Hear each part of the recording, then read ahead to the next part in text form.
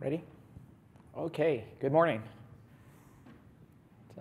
Thank you for joining us this morning. It's the dangers of being first after, big night of partying, right? The sessions are always lightly attended. But this is being recorded, so a lot of this content is consumed after the event. My name is Marcos Hernandez. I'm a principal engineer with the NSX team at VMware. And for the last 4 years, I've been supporting our OpenStack initiatives at VMware globally.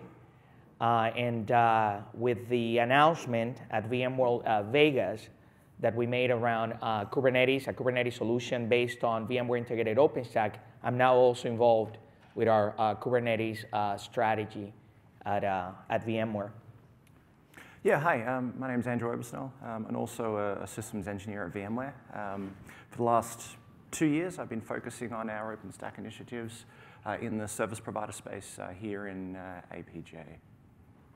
Thank you, Andrew. So while the bulk of the presentation will focus on products that were announced at VMworld and that are shipping today, our GA, we may also cover a little bit of forward-looking statements. So just a disclaimer that if I'm talking about futures, things could change. So I'm legally mandated to tell you that things could change and that not everything that we tell you might actually happen when we say it could happen. We have a very basic agenda here. I would like to start with just a brief overview of our OpenStack initiatives at VMware. Even though we've been in this market officially for 2 years, it's still not a well-known fact that VMware is active in the OpenStack community and ourselves provide a commercial OpenStack distribution that is being adopted by our customers around the world. Then after that, and we're not going to spend a lot of time on the Kubernetes basics. If you've been in this conference for the last 3 days, you've seen all the hype and sessions around Kubernetes, so you're probably familiar with the basic concepts. However, just in preparation for what we're really going to talk about, which is the VIO Kubernetes solution, OpenStack and Kubernetes, we're going to cover some of the basic concepts just to make sure that we level set. Then we're going to talk about the actual product, the actual solution that we announced at VMworld. It's officially called VIO Kubernetes. And we announced this solution after a year of running betas and some early adopters and getting feedback from those customers. So we're going to talk about what the product is and how you can actually consume it. And because we like to live dangerously, we're going to try a live demo.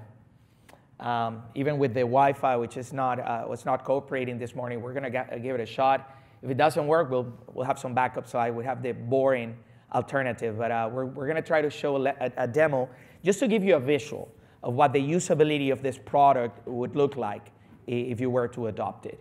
And then we want to leave enough time for Q&A. I think the audience is small enough that I'm going to actually propose that if you have a question, just raise your hand. I'll repeat the question, and we can make it more of a conversation. It's not like we have 300 people here, so we can address the questions real time. Okay. Cool.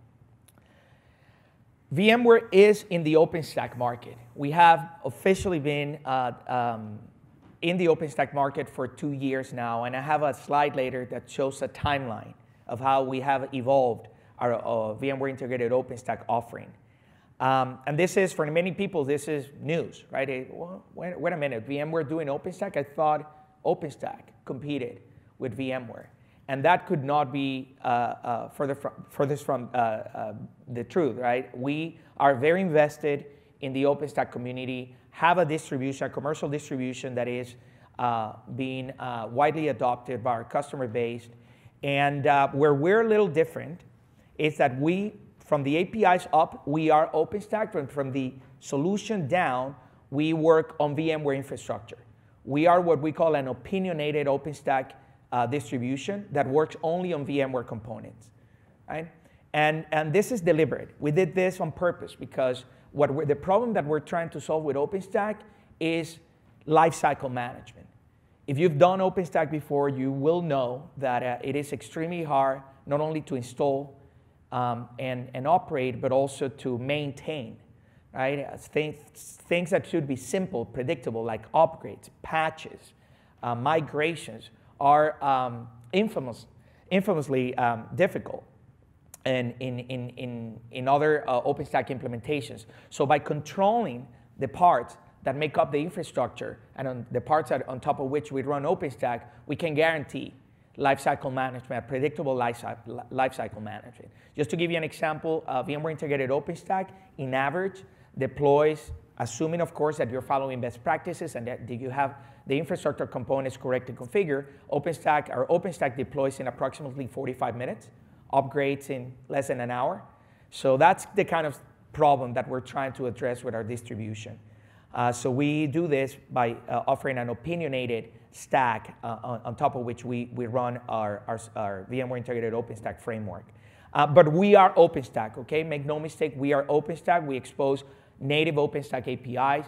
Somebody consuming, either an automation tool or a human, consuming our OpenStack APIs is not going to know that this is a VMware-specific implementation of OpenStack. And we are compliant with the interop user group. We actually have an engineer that is a chair in that group, the so-called DevCore group, and we package the core components of OpenStack. And over time, right, we've been looking at additional services in OpenStack, and we can work with our customers to understand the need for components that are outside of the core offering of OpenStack and see if we can add them to VMware Integrated OpenStack and then augment our control plane. One thing that you should know about our distribution is that, and we passionately believe that bleeding edge OpenStack is not necessarily a good idea. Again, we want to make this production ready, production grade, so we're very cautious about how we package these different projects. We look at the maturity of the project, the longevity, who's contributing to that project, how many companies are invested in it. Is VMware a contributor to that project? And we look at all those dimensions, and then we say, okay, it makes sense to add that project or no. That project doesn't make sense because it was just a marketing checkbox by some other company that they wanted to cover to claim that they were participating in the OpenStack community. So if there's anything outside of the circle that you're interested in, please come talk to us, and we can talk about possibilities for implementing those projects inside of VMware Integrated OpenStack.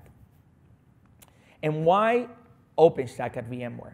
OpenStack is strategic to VMware. For the past few months, we've added more product headcount, more engineering, more QE in our developer for our developers and for this solution.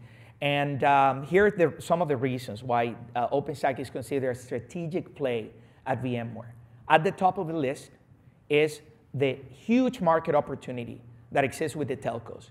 They have pretty much decided, the telco community have pretty much decided that the next generation cloud management platform for the NFV use case is OpenStack. So we find ourselves in a very good position to go compete for this market and compete for these projects because we have a lot of experience in the NFV space with solution based on vCloud Director, for example. So we're revamping our NFV offerings, now using VMware Integrated OpenStack, and we're involved in those projects, and we're looking for the new opportunities in that space.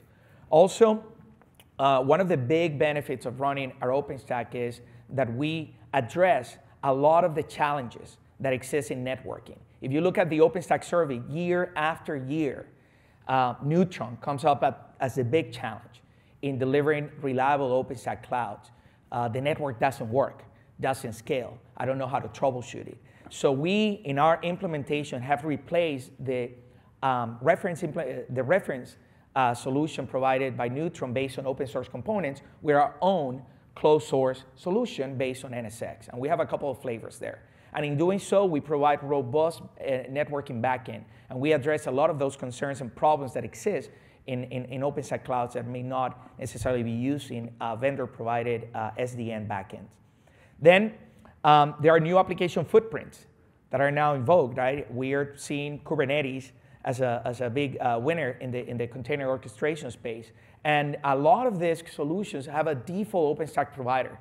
So we saw an incredible opportunity, and this is what the bulk of this presentation is going to be, is the solution for VIO Kubernetes.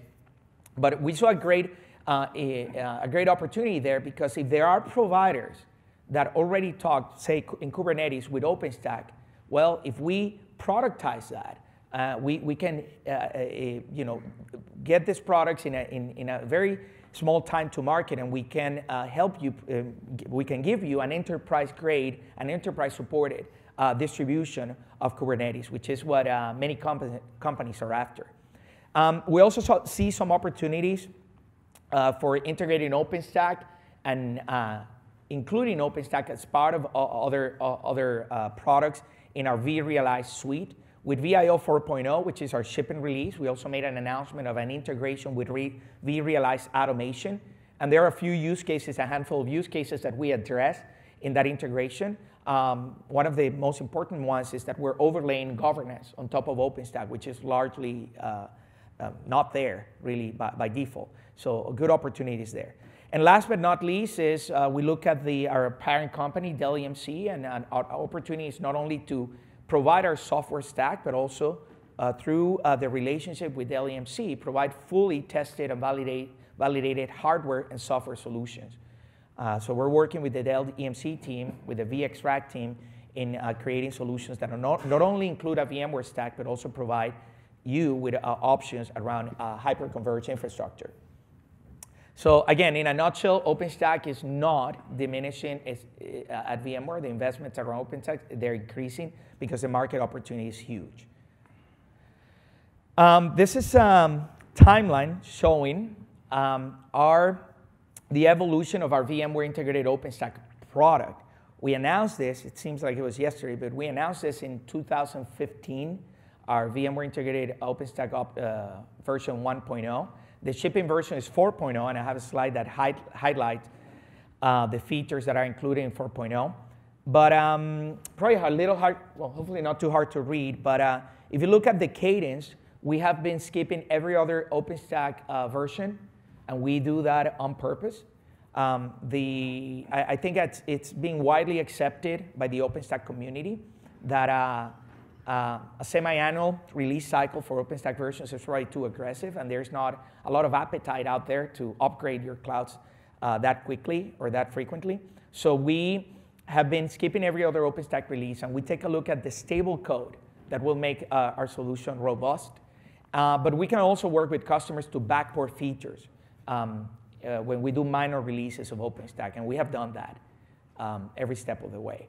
So we've been adding not only capabilities in OpenStack across multiple VIO releases, but we've also added capabilities of the underlying infrastructure. We try to leverage as much as possible the unique value of the vSphere, NSX, and vSAN infrastructure that runs under our OpenStack. And that brings us to the current GA release of OpenStack, which is VIO 4. We announced this at VMworld in Vegas a couple months ago. VIO 4 is based on Okata, and you can read some of the highlights. I mean, we're packing a lot of features, but this is a summary of some of the big ones. Kubernetes, obviously, that's what we're going to be talking about, is packaged with VIO 4. It's a different OVA that you download, but once you license VIO 4, you're entitled to the solution that we're going to be talking about today. So you get two products in one, if you will. Another area where we saw an incredible opportunity to add value is around additional compute capacity. OpenStack clouds, when done right, tend to be very successful, tend to grow very, very quickly. We have been very fortunate to see that ourselves with our largest customers. In a matter of months, they go from 0 to thousands of VMs. So the need for multiple compute vCenters has existed for a long time, and we have finally delivered in 4.0 the ability to grow, horizontally scale your OpenStack compute footprint by adding multiple vCenters while keeping the networking services with NSX consistent. Then in the top right, and I'm not going to go over all of this, but in the top right, there are some of the features relevant to the NFV use case that are included in VIO 4.0. Again, performance for that use case is the name of the game. So we're looking at all these different services, compute and network services that allow for the VNFs that are running on our OpenStack to leverage the hardware offload of some of those features and the hardware awareness. So those are some of the services that are now exposed in our VMware Integrated OpenStack Carrier Edition. So again, based on Okata, shipping today, and it packages this version of OpenStack entitles you to a Kubernetes-as-a-Service product. Okay, here are some of the use cases for VIO. In fact, these are use cases for OpenStack.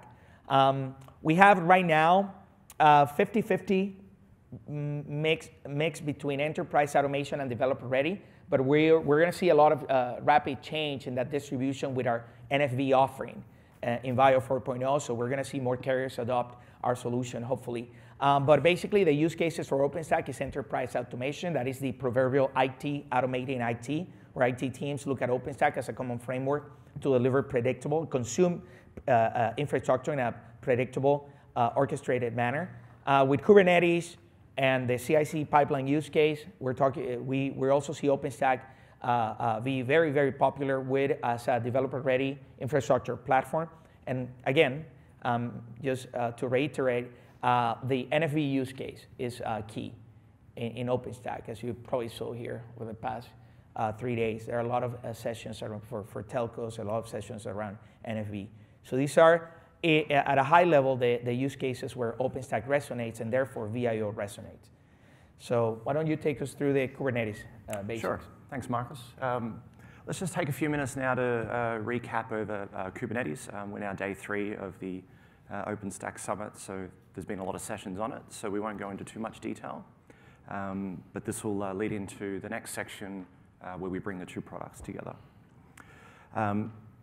Just some stats, a bit of a survey in our user community here, the OpenStack user survey this year around PaaS tools and container frameworks that are the most popular amongst developers, and specifically leading into some of these VNF and service provider use cases. And what we see here, I won't go through all of the numbers, but Kubernetes at the top there for production, dev, and proof of concept environments has come out on top as the most popular, according to this survey. And in a lot of cases now, even just for dev QA for Kubernetes at 14% is eclipsing the intent for some of the other platforms to move into production. So Kubernetes is very popular, nearly half of the market out there with intent. So it makes sense for VMware to focus our efforts on a Kubernetes-based distribution and start to bring some of the value that we offer around a supported and the lifecycle components of a platform to Kubernetes, and that's exactly what we've done. So what is Kubernetes? It is an open source system for automating deployment, scaling, and management of containerized applications. That sentence in itself is fairly self-explanatory. As we start to move into some of the service provider and VNF use cases, the container format for these applications is becoming very popular. So what we want to begin to do now is scale them, in theory, planet scale. The idea that we have inherently got access to an architecture and a platform that can scale without limits, at least virtually. Infrastructure needs to be handled for that, but the platform itself is one that we can decide upon and scale, in theory, infinitely. We can run it anywhere, not just on premises, but we can also run Kubernetes as a platform into multiple clouds and begin to effectively have containerized services everywhere we like and never outgrow. As long as we're invested in Kubernetes as a platform, and that's our intended deployment and lifecycle methodology for our applications, then Kubernetes will scale with our business. And why does it matter? There's a lot of things that Kubernetes brings to the whole life cycle of containers and the operations of containers. It's declarative, so through programmatical constructs, we can define an intended state for our application, and we can tell the infrastructure now, which is Kubernetes as infrastructure or a PaaS, to go and deploy our applications, and it will go and work out and orchestrate the bits underneath. Horizontal scaling, we spoke a little bit on that just a moment ago, but effectively Kubernetes gives us the ability to focus on deploying the individual container constructs, and the scale will happen for us. Roll out and roll back, much the same. Self-healing is new to containers with regards to Kubernetes. The ability to perform health checks on the applications within our containers, automatically destroy and recreate the container if needed without human intervention has enormous value. bin packing and scheduling of resources, placing containers on multiple workloads and multiple hosts across data centers or between clouds. Perhaps most importantly, open source and community driven, and we're obviously an invested party in that now. We want to help drive the features and the functionality and address the use cases of Kubernetes from our end, but of course yourselves will be bringing up those use cases, and we want to collaborate to improve the solution going forward. Portability and extensibility, multi-cloud. We've got effectively a standardized architecture to be able to place our containers anywhere we like, and now we can just get on the business of constructing applications. Service discovery and load balancing is something that is also built into the Kubernetes framework. It allows us to distribute traffic amongst multiple replicas of our containers in our application. So it gives us an immense flexibility of effectively getting on with our day job, deploying good code, and providing the functions that the business depends on, and Kubernetes as a framework will deliver these features for us.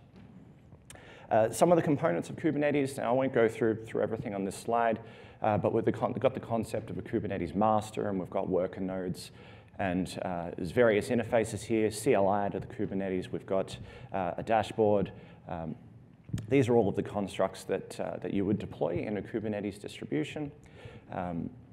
Some of the key components here, the API server, where we typically interact with. The CLI is also a consumer of the API. And we've got also the concept of a distributed key value store. So we want to be able to, again, get on the business of deploying our apps. So here, etcd is the reference implementation of a key value store in Kubernetes. It allows us to push down our declarative models and have the state replicated amongst nodes. And that's, again, all handled for us. But probably key down the bottom there is the idea of watching.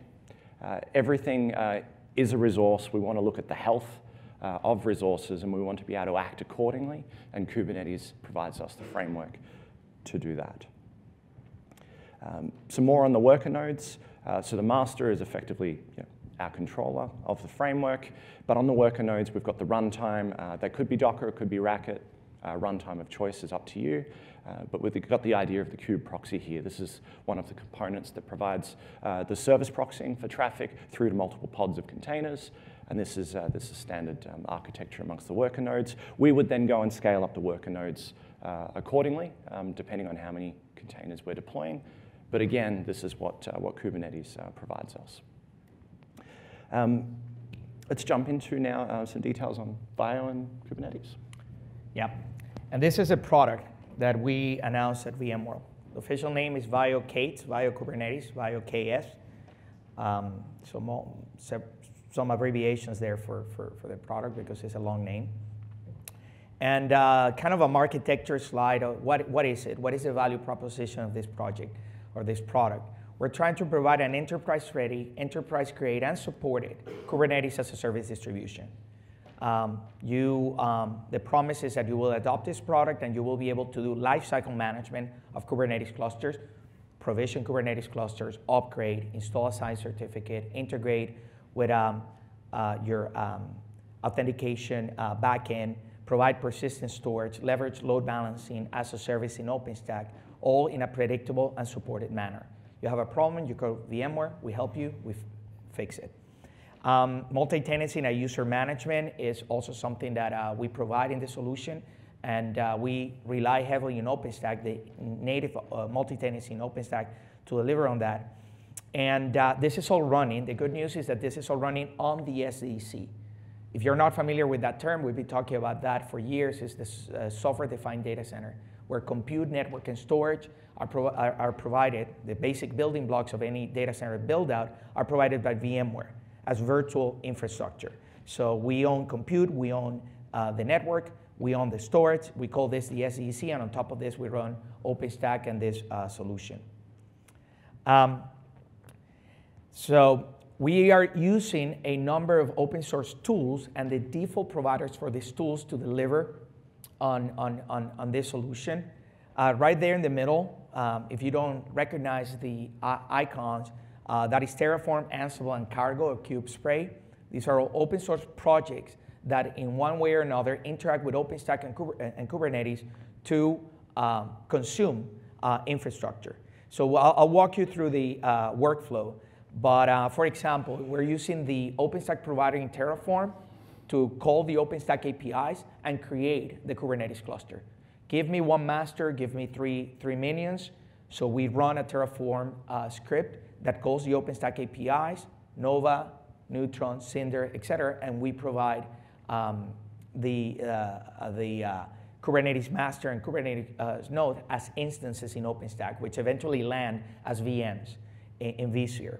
Ansible Cargo CLI, and Ansible Cargo or Kubespray is used to give this VM's personality. Ansible is used to then go into the VMs and make a VM that is just a VM, just an OpenStack instance, make it into a Kubernetes master, a Kubernetes minion.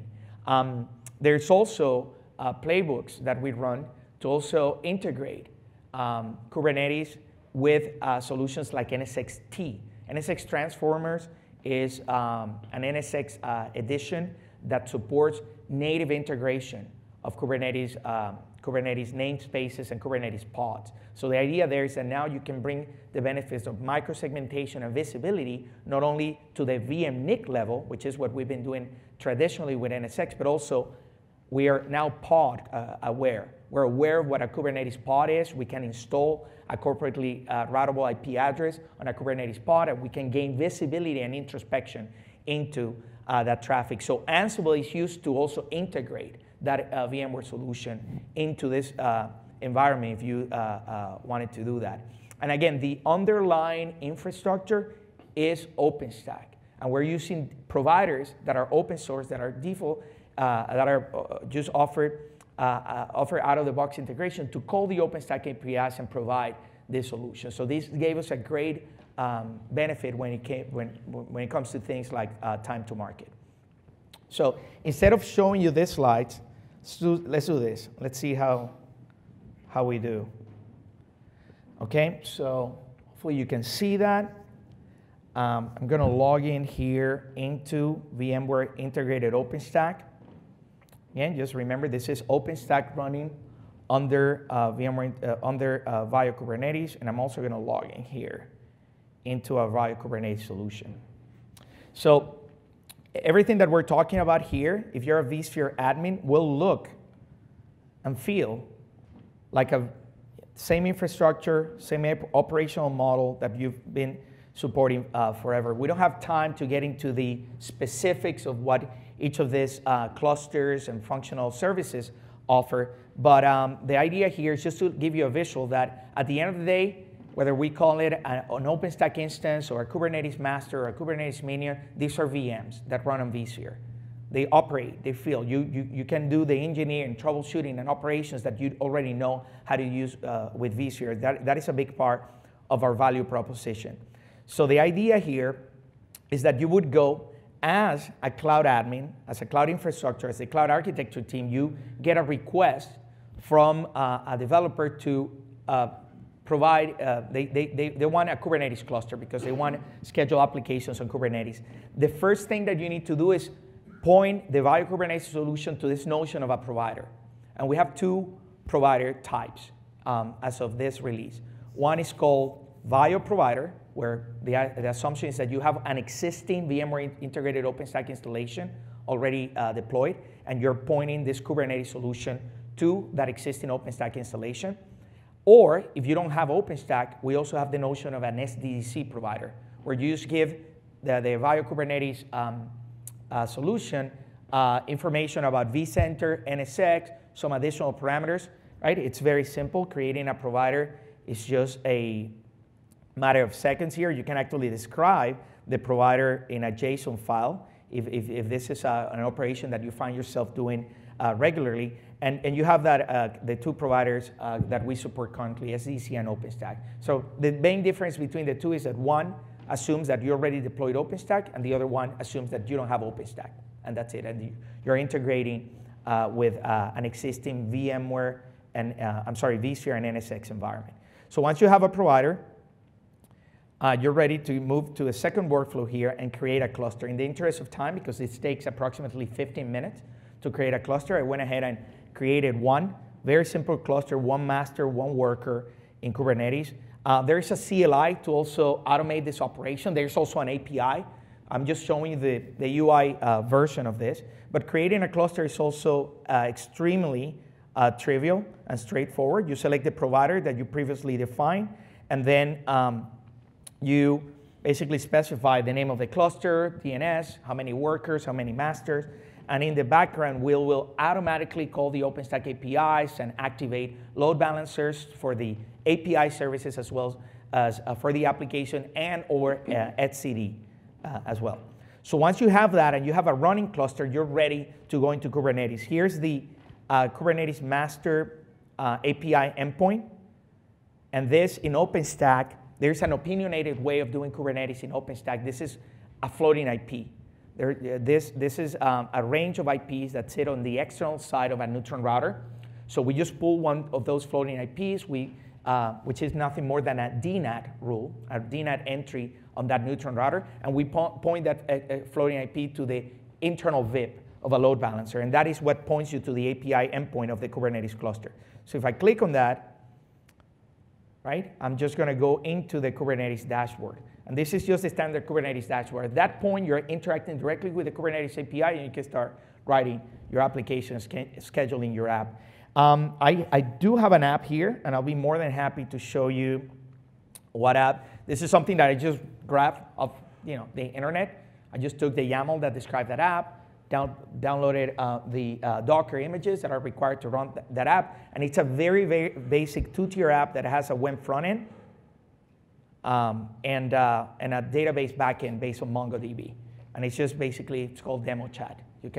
This is just to prove that once we provide a Kubernetes endpoint, you can schedule any app. And I took a YAML from some random website, some guy's blog, and I just ran it and it worked, right? And I don't know anything about Kubernetes, and it worked. So it was very easy. So anyway, just very quick demo, probably too quick, but it's just to give you an idea of the workflow. If we look at how this is represented in OpenStack, what you're going to see on the compute side is that my master and my minion are just Nova instances, right? And if it's slow, I'll blame the Wi-Fi. And if we look at, for example, the load balancers in Neutron, you will see one for the API, one for my application, et cetera. So there it is. My Kubernetes master and node are just Nova instances. My load balancers in OpenStack, and this is just using the default Kubernetes integration with LBAS. We're leveraging Neutron load balancers. In the backend, these are NSX load balancers that are being used. But from an OpenStack perspective, these are just Neutron load balancers used for the load balancing the API traffic as well as the application traffic. And this is default in Kubernetes when you point Kubernetes to OpenStack. So very, very simple. So if you want more details of this environment, more details of the demo, we can talk about that after this session. So let's go ahead and go back here to the PowerPoint, and we have 10 minutes. 10 minutes. So we want to leave 5 for Q&A. So let's go ahead and talk about a specific integration of Kubernetes with NSX. All right, thanks, Marcos. Let's run through a few more minutes on the networking side of containers, and specifically, Marcos has given us the overview of the various layers, and we mentioned the SDDC. So we provide virtual infrastructure. One of those pillars is networking with NSX. And traditionally, networking with containers has been hard, although there are a range of options out there now, perhaps too many.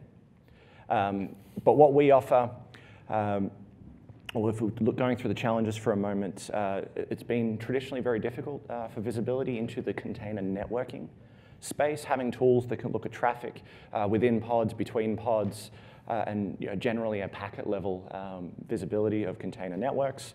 Policy definition and enforcement, the idea of being able to programmatically define policy in security groups and things like micro-segmentation for your workloads. You may have done that in the VM world quite happily, but in the container world has been traditionally very difficult to do. And one thing that I would like to add about that point specifically is that the idea with this integration in NSX, and he'll go into the technical details, is to put containers and VMs on the same level, at the same level playing field. I think that is an intellectual contradiction to say I want containers to be first-class citizens in my data center and then not treat the security, connectivity, visibility of those containers as such. So the idea is that whether you have a VM or container, you're going to be able to put an IP on that, you're going to be able to do port mirroring of that, you're going to be able to see exactly how east-west traffic behaves, and you're going to be able to microsegment the east-west traffic. So that is the idea. Yeah, right. It's just another workload to us, and that's where we're going with our infrastructure. And automation.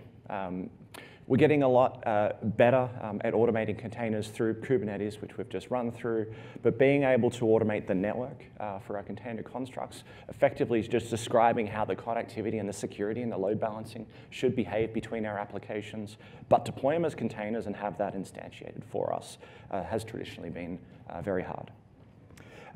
So a word on NSX now. So we've talked about the SDDC and how OpenStack and via Kubernetes interfaces with OpenStack to drive the infrastructure. We've got NSX. We've got the concept of the NSX container plugin. So what we do here is we actually have an agent which embeds itself on the nodes for Kubernetes, and we have visibility now of pods. And a quick workflow here of the NCP, we call it, the Network Container Plugin, is we're looking at the API for namespace events. And namespaces, here we're talking around network namespaces for our containers. We create a new one, we drive the plugin, it goes and instantiates that namespace. The API server now is looking at changes in the plugin, and then we need to go and drive the infrastructure. Now, the infrastructure point here for NSX is the NSX manager. That's providing the API to our software-defined networking platform in the SDDC, and NSX takes care of the rest. So we have declared our application state via a YAML file. We just go and download it off some guy's blog, and we can go and spit it at this infrastructure. And now we can have NSX take care of all the connectivity and all of the security groups and all of the load balancing behind that. So some of the things here it's instantiating is the IP blocks. We've got the concept of logical switches, which is layer 2 adjacency, and our overlays for containers across multiple hosts in our data center. Yep. And the routing and logical switches. We're not going to go into perhaps a deep dive of NSX. Exactly, here, it's the main takeaway is that a namespace drives the automatic creation of a topology. Namespaces, as Andrew mentioned, is how you do multi-tenancy within a cluster in Kubernetes. So this, by the mere fact of just calling the Kubernetes API to create a namespace, we will automatically create what we call a logical switch. This is a network. We will assign to that logical switch an IP address space that is completely under your control.